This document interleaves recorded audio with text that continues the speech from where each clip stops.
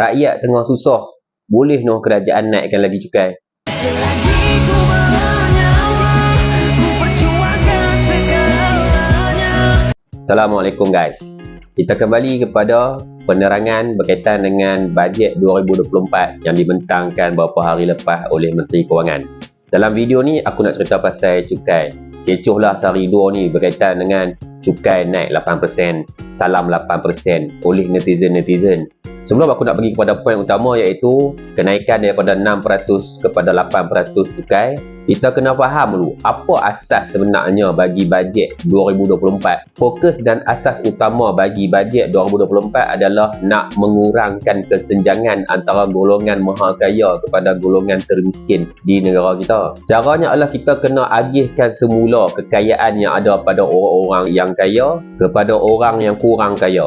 Jadi kalau kerajaan nak bagi duit kepada orang miskin, kerajaan kena pergi cari duit dululah. Sumber pendapatan kerajaan yang sebelum-sebelum ni kita semua tahu yang paling utamanya daripada cukai pendapatan. Tapi kalau semata-mata nak berharap pada cukai pendapatan, dia sangat terhad. Sepatutnya kalau kerajaan nak tambah duit, kerajaan kena naikkanlah cukai pendapatan ataupun buat cukai baru supaya boleh kaut lagi banyak cukai, boleh tambahlah pendapatan negara, baru boleh bantu rakyat yang memerlukan tadi. Tapi daripada apa yang diumumkan oleh Menteri Kewangan baru-baru ni, tak ada langsung yang berkaitan dengan cukai pendapatan dinaikkan. Sebab bagi aku, cukai pendapatan ni kalau dinaikkan, dia kira macam satu hukuman lah. Orang kaya ke orang miskin, semua akan terkesan dengan cukai pendapatan. Dia tak kira hang belanja tak belanja, masuk gaji dia potong terus. Jadi apa cara yang kerajaan boleh buat untuk nak tambah pendapatan negara melalui cukai? Ini yang kerajaan buat. Kenakan cukai kepada barang-barang yang bukan keperluan. Barang yang bukan keperluan ni maksudnya orang sanggup pergi belanja walaupun sebenarnya benda tu tak perlu pun. Apa jenis cukai yang macam tu? Ada dua. Cukai mewah dengan cukai keuntungan modal. Cukai mewah contohnya macam barang-barang LV, Gucci, Hermes. Yang tu kerajaan letakkan cukai sebanyak 5% ke 10%. Yang kedua tadi cukai keuntungan modal. Yang ni capital gains tax.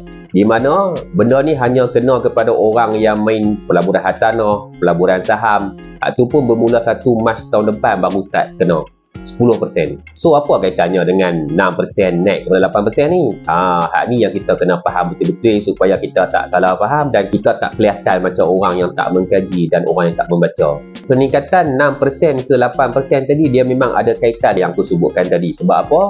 Dia hanya naik kepada barang-barang yang bukan keperluan. Bila sebut tentang bukan keperluan atau bukan essential, dia maksudnya bukan benda makanan, bukan benda minuman, bukan telekomunikasi, parking, itu semua bukan.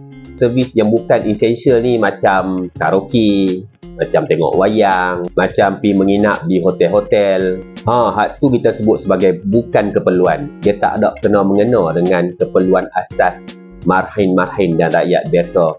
Jadi simple kita faham.